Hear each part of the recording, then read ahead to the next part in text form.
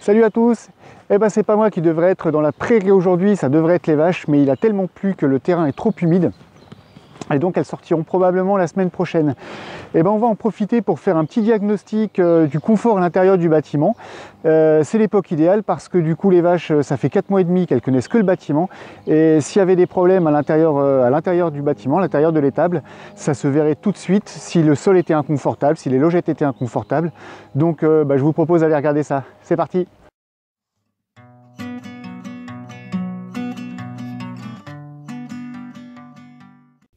Donc les vaches sont des ruminants qui doivent passer pas mal de temps couchés dans leur, soit sur leur paillets, soit dans les logettes. Et là c'est vraiment le moment idéal. J'ai fini la traite du matin, j'ai pas encore nourri, donc les vaches sont dans une période de repos. On va aller voir à l'intérieur du bâtiment et on va compter on va visualiser. Il faudrait que plus de la moitié des vaches soient couchées dans les logettes et qu'il y ait le minimum de vaches qui soient debout dans les logettes.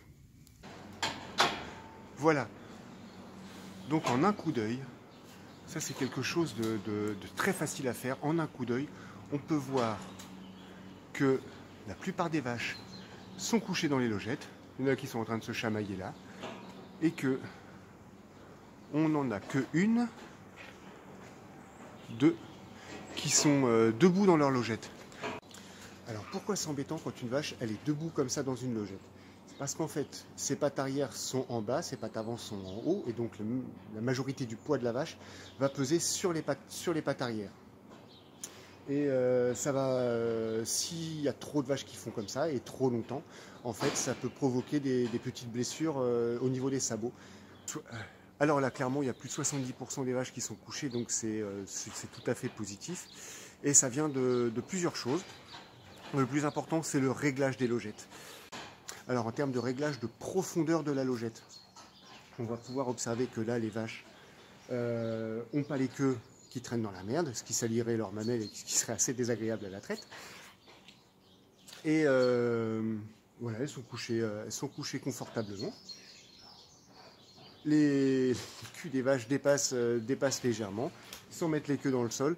Donc la profondeur de la logette est bien réglée, que ce soit pour une vache relativement petite comme Ilana, ou que ce soit pour une vache particulièrement grande comme Galimero qui se trouve là. C'est une vache c'est une des plus grandes du troupeau. Alors on peut regarder aussi, voir si les vaches quand elles sont couchées n'ont pas leur corps qui va taper dans la barre de logette. C'est pour ça que le réglage en hauteur de la logette est important, parce que si les vaches tapent dans cette barre de logette, elles se blessent en se relevant, ce qui est vraiment pas top, et ce qui va les inciter à rester debout et à pas se coucher, parce que si quand elles se lèvent, elles se font mal, elles vont hésiter à se coucher. Si une logette est réglée trop haut, les vaches vont pouvoir se coucher en biais, j'ai déjà vu ça dans certains élevages, et ça peut poser un problème, parce que la logette d'à côté ne sera pas accessible pour une vache qui voudrait se coucher, et après la vache qui serait couchée sur le côté sous le bas-flanc, en fait, en se relevant, se cognerait.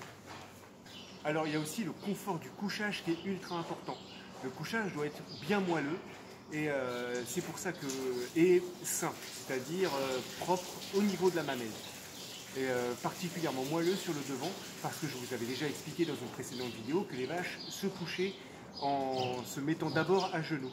Et un des tests qui est super simple à faire pour savoir si les logettes sont confortables, c'est le test tout simplement de se mettre à genoux. Un peu comme ça. Hop. Et ça pose aucun souci, ça fait pas du tout mal.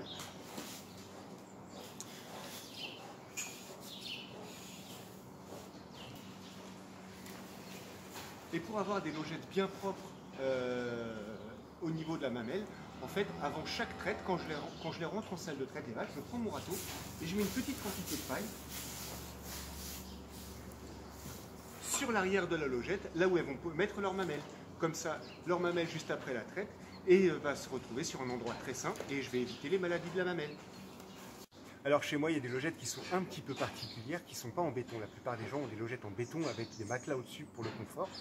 Moi, pour des raisons économiques, j'ai choisi de faire des logettes en craie broyée compactée. C'est-à-dire que sous la couche de paille, en fait, c'est pas du béton, c'est de la craie que j'ai tassée au rouleau compacteur, en fait. Et l'avantage de ça, Et donc l'avantage de ce système en craie broyée compactée, c'est que c'est de logettes qui sont un petit peu creuses, qui au niveau de l'arrière là, qui est en béton, en fait il y a un petit creux qui va permettre d'avoir une épaisseur de paille conséquente pour le confort des animaux.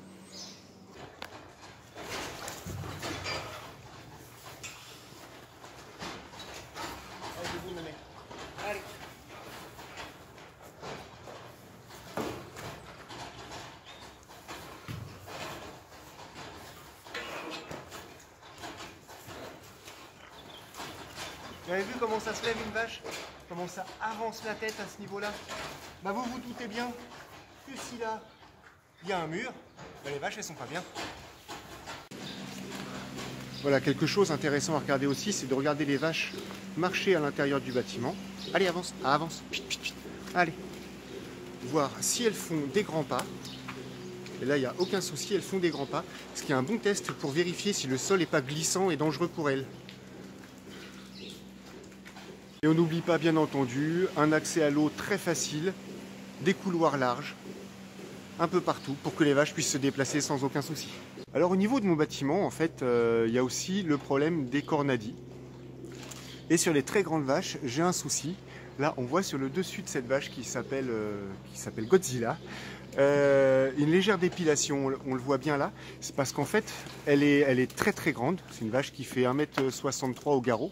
Et en fait, Godzilla, bah, du coup, quand elle mange, elle pousse très loin pour manger et ça frotte là. La solution que j'aurais pour pallier à ce problème, c'est de remonter la hauteur de mes cornadis. Mais par contre, les cornadis, du coup, se retrouveraient plus du tout adaptés à mes petites jersiaises qui font 1,20 m et qui ne pourraient plus accéder à la nourriture. Voilà, retour sur la table d'alimentation après lavage des bottes. Ici, le sol est rehaussé de 15 cm par rapport à là où les vaches mettent leurs sabots pour permettre une meilleure préhension de la nourriture. Voilà, le diagnostic du bâtiment est terminé. Après 5 mois passés en bâtiment, les vaches ont un état de santé complètement satisfaisant. Il n'y a aucun souci là-dessus.